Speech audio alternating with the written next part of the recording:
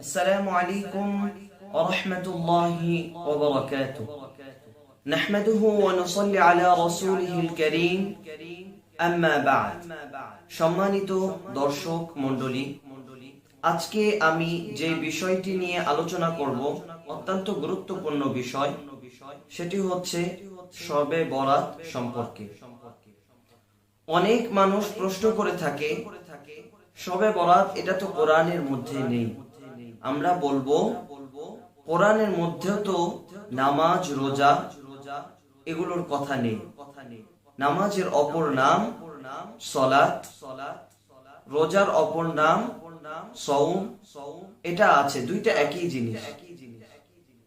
তো এই জন্য এই শবে বরাতকে অস্বীকার করা যাবে না। হাদিস শরীফের মধ্যে এসেছে, রাসূল সাল্লাল্লাহু আলাইহি ওয়াসাল্লাম ইরশাদ করেন, সহিহ ইবনে হিব্বানের মধ্যে এসেছে, লাইলাতুন নিসফি মিন শাবান, শবে বরাতের রাতটি হচ্ছে শাবান মাসে 14 তারিখে দিবাগত রাতে।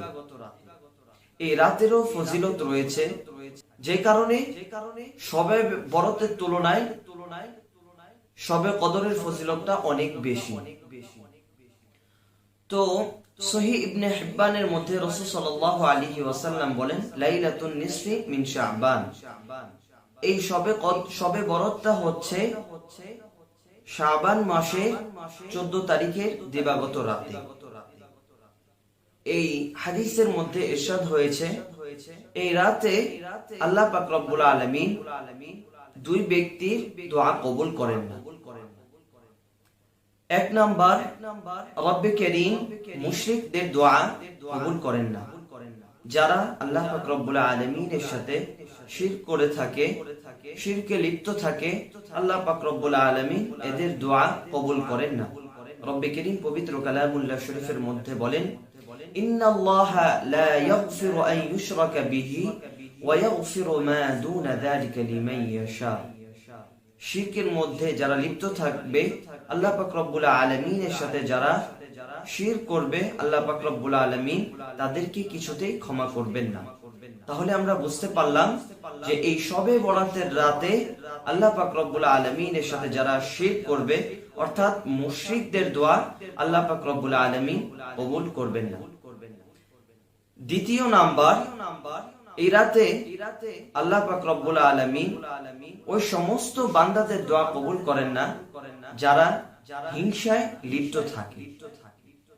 যারা হিংসার মধ্যে লিপ্ত থাকে, তাদের দোয়া রব্বে কারীম কিছুতেই কবুল করেন না। অন্য এক রিওয়ায়াতে এসেছে, পুরুষগণ যারা টাকনুর নিচে কাপড় সবসময় পরে থাকে, রব্বে কারীম তাদের দোয়া কবুল করেন না। অন্য আরেক রিওয়ায়াতে এসেছে, যারা মদ পান করতে অভ্যস্ত, যারা মদ পান করে থাকে সব সময়, আল্লাহ পাক রব্বুল আলামিন তাদের দোয়া কবুল করেন না। অন্য আরেক রিওয়ায়াতে এসেছে যে যারা আত্মীয়তা, শরীয়তের হুকুম আহকাম, শরীয়তের যে সমস্ত হুকুম আহকাম রয়েছে সেগুলো মেনে যারা আত্মীয়তার সম্পর্কে বিচ্ছিন্ন করে, আত্মীয়তার সম্পর্ক, তো আল্লাহ পাক রব্বুল আলামিন এদের দোয়া কবুল করেন না। কাজে আল্লাহ পাক রব্বুল আলামিন আমাদেরকে এই সমস্ত বিষয় থেকে বেঁচে থাকার তৌফিক দান করুন। সকলেই বলি আমিন। সম্মানিত উপস্থিতি, এই রাতে আমরা কি আমল করব?